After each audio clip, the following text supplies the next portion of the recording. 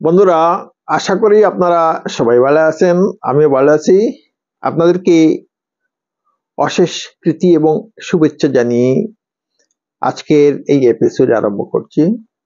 তো বন্ধুরা, আজকের এই হেলথ কেয়ার এপিসোডে আমি আপনাদের সঙ্গে কিভাবে আমরা আমাদের কিডনিকে আমরা সুস্থ রাখবো, আমরা সেই বিষয়টা নিয়ে আমরা আলোচনা করব।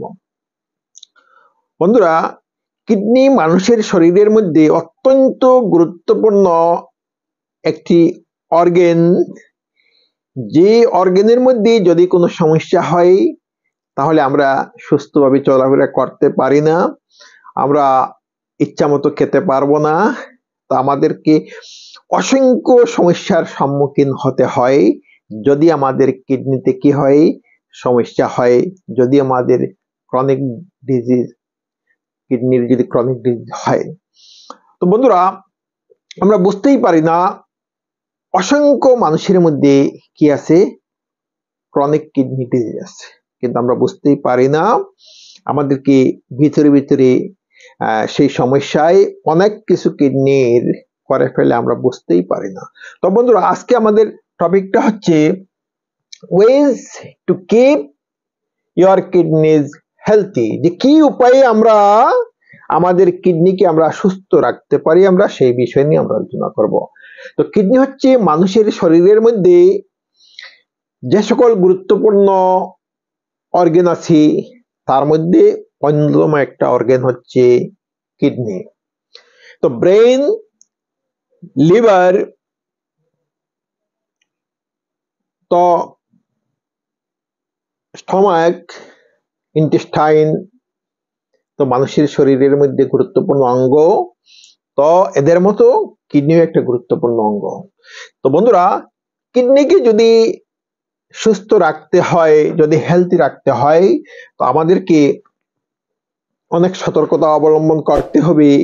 তো এর মধ্যে প্রথম যে সতর্কতা বা যে বিষয়টা হচ্ছে আমরা যার মাধ্যমে আমরা কিডনিকে সুস্থ রাখতে পারি, তো সেই বিষয়টা হচ্ছে যে আমাদের শরীরকে সব সময় আমরা কি রাখতে লাগবো, অ্যাক্টিভ এন্ড ফিট রাখতে লাগবো। আমরা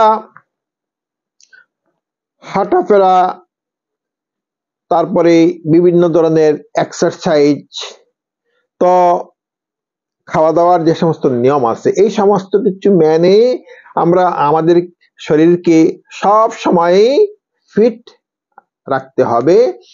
তো we shall have to try to keep our body active and fit. আমাদেরকে চেষ্টা করতে হবে সব সময় যে আমাদের বডি কিভাবে ফিট থাকে, অ্যাক্টিভ থাকে। তো এক্সারসাইজ, তারপরে খাদ্যবস্তু খাওয়ার যে সমস্ত বিষয় আছে সেই সমস্ত কিছু আমাদেরকে ফলো করতে হবে। তখনই আমাদের বডি কি থাকবে, অ্যাক্টিভ থাকবে, ফিট থাকবে। তো বডি অ্যাক্টিভ এবং ফিট থাকলে কি হয়, কিডনিতে প্রবলেম কম হয়, সম্ভাবনা কম থাকে। নেক্সট হচ্ছে কি, যে আমরা আমাদের শরীরের মধ্যে ব্লাড সুগারকে, ব্লাডের মধ্যে যে সুগার আছে সেই সুগারকে কন্ট্রোলের মধ্যে রাখতে হবে। বন্ধুরা মনে রাখবেন, যে সকল মানুষের ব্লাডের মধ্যে এক্সেস সুগার আছে, অর্থাৎ সুগারের প্রবলেমে যে সমস্ত মানুষ ভুগছেন, তাদের মধ্যে 10% মানুষই কি কিডনি রোগে আক্রান্ত। অর্থাৎ যদি বেশ কিছুদিনের যদি পুরানো সুগারের পেশেন্ট হয়ে যায়, তো সেই ব্যক্তির কিডনিতে সমস্যা হবে, এত কোনো সন্দেহ নাই। তো এই জন্য আমাদেরকে we have to take precaution to maintain balance in our maintain sugar balance in our blood. আমাদের বডিতে সুগারের যে ব্যাপার যেটা, সেই ব্যাপারটা আমাদেরকে মাঝে মধ্যে টেস্টিং করতে হবে। সুগার তার ব্যালেন্সের মধ্যে আছে কিনা সেই জিনিসটা আমাদেরকে সব সময় লক্ষ্য রাখতে হবে, দেখতে হবে। মনে রাখবেন, যদি সুগারের ব্লাডের মধ্যে সব সময় অতিরিক্ত সুগার থাকে, তো আমাদের কিডনি কি হবে, কিডনিতে সমস্যা হবে। সুগার ব্লাডের মধ্যে যখনই বেড়ে যাবে, তো কোলেস্টেরল বেড়ে যাবে, তো কিডনির ফাংশনিং এর মধ্যে প্রবলেম হয়ে যাবে, কিডনি ঠিকমতো তার ফাংশন করতে পারবে না, তখনই কিডনি কি হবে, তো ড্যামেজ হতে বাধ্য হবে। তো নেক্সট 3 নম্বর পয়েন্ট হচ্ছে মনিটর ব্লাড প্রেশার।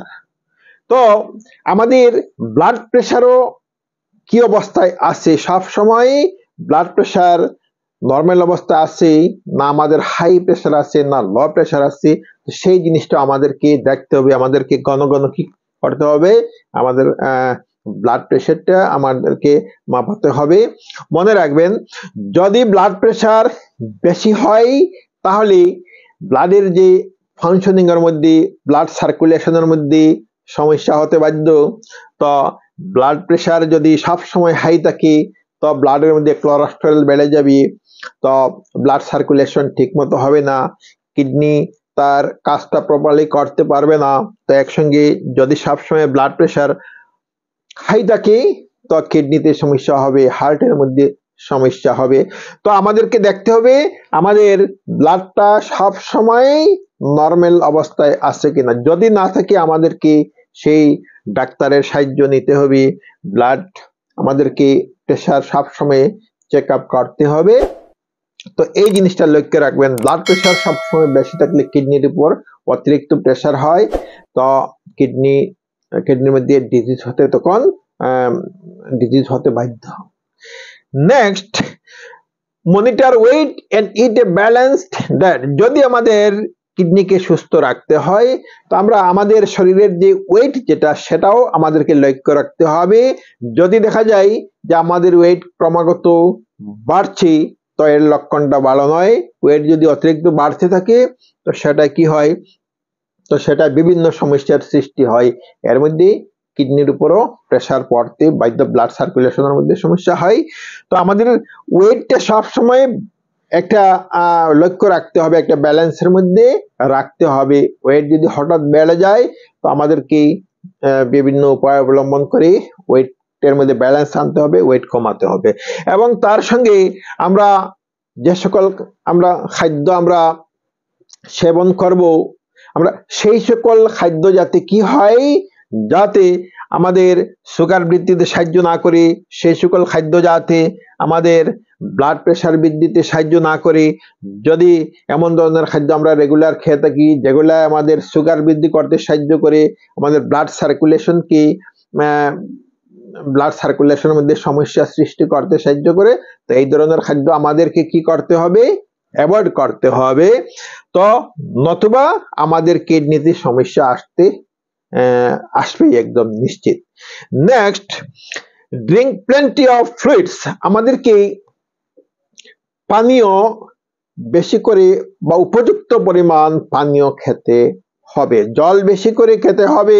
যদি আমরা ঠিকমতো জল সবসময় যদি আমরা ঠিকমতো জল পান না করি, তো কি হবে, আমাদের কিডনি ঠিকমতো কাজ করবে না। মনে রাখবেন বন্ধুরা, কিডনি কাজ করতে হলে শরীরের মধ্যে জল থাকতে হবে। আমরা যদি জল পান না করি, তো কিডনি প্রপারলি কাজ করতে পারে না।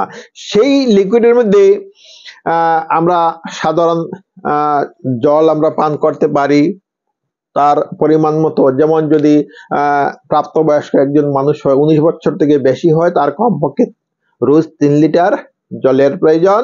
তো আমরা সেটা আমাদেরকে দেখতে হবে আমরা কতটা জল রোজ পান করছি। আমরা ঠিকমতো যদি জল পান না করি, আমাদের বডিতে ডিহাইড্রেশনের সমস্যা দেখা দেবে, জলের স্বল্পতা দেখা দেবে, এবং জলের স্বল্পতা দেখা দিলে কিডনি ঠিকমতো কাজ করতে পারে না, তখন কিডনিতে অনেক প্রবলেম হয়, কিডনিতে স্টোনও হতে পারে।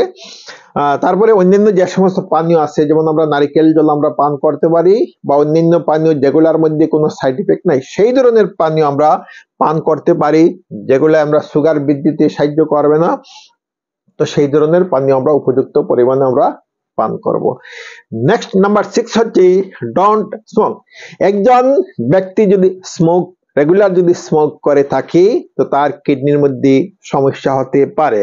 মনে রাখবেন বন্ধুরা, আমরা যারা স্মোক করে, সেই স্মোকের মাধ্যমে কার্বন মনোক্সাইড, নিকোটিন ইত্যাদি বিষাক্ত গ্যাস বা কেমিক্যালস মানুষের শরীরের মধ্যে প্রবেশ করে, যেগুলাই রক্তের মধ্যে মিশে কি করে, রক্তের সার্কুলেশনের মধ্যে সমস্যা সৃষ্টি করে, রক্তের মধ্যে কোলেস্টেরল বৃদ্ধিতে সহায়তা করে।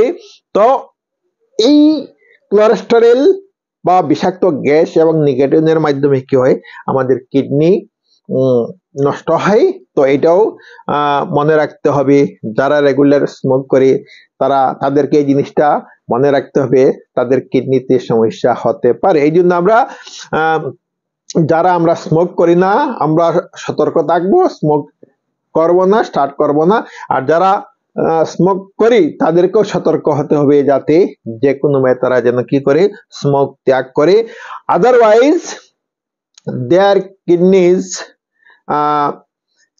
at any time may be affected by the habit of smoke. যে এই যে smoking, by the habit of smoking, এই যে ধূমপানের অভ্যাসের কারণে তাদের কি হতে পারে, কিডনি আক্রান্ত হতে পারে। এছাড়াও যারা নিয়মিত অ্যালকোহল সেবন করে থাকেন, দীর্ঘদিন ধরে যদি অ্যালকোহল সেবন করে থাকেন, তো তাদেরও কি হতে পারে, তো কিডনিতে সমস্যা আসতে পারে। দীর্ঘদিন যারা অ্যালকোহল, ওয়াইন, শরাব, মদ এই সমস্ত কিছু পান করে আসছেন, তাদের কিডনিতে সমস্যা হওয়ার সম্ভাবনা আছে। তো এছাড়াও যারা পেন ক্লিয়ার ট্যাবলেট রেগুলার সেবন করে থাকে, বন্ধুরা মনে রাখবেন, যারা পেন ক্লিয়ার ট্যাবলেট রেগুলার সেবন করে থাকেন, তাদেরকেও সতর্ক হতে হবে। মনে রাখবেন, পেন ক্লিয়ার ওষুধ বেশি দিন যদি কেউ সেবন করে থাকে, তো তার কিডনিতেও সমস্যা আসতে পারে। তো বন্ধুরা, আমরা সবাই সতর্ক থাকবো। আমরা এখানে যে নিয়ম আমি উল্লেখ করলাম, সেই নিয়ম যদি ফলো করে থাকি, আমাদের কিডনি সুস্থ থাকবে, কিডনির সাথে সাথে অন্যান্য হার্ট, লিভার এগুলোও সুস্থ থাকবে। তো আমরা আশা করি এই সমস্ত নিয়ম মেনে চলবো। বন্ধুরা, আপনাদের যদি ভিডিওটা ভালো লাগছে, আপনারা লাইক করবেন এবং আপনাদের বন্ধুদের কাছে শেয়ার করবেন। বন্ধুরা, আপনারা যারা এখন আমার চ্যানেলকে সাবস্ক্রাইব করেন নাই, চ্যানেলকে সাবস্ক্রাইব করবেন, বেল আইকন ক্লিক করে অন রাখবেন, যাতে আমি ভিডিও আপলোড করার সাথে সাথে আপনারা নোটিফিকেশন পেয়ে যান। তো আজ এই পর্যন্তই। Thank you so much.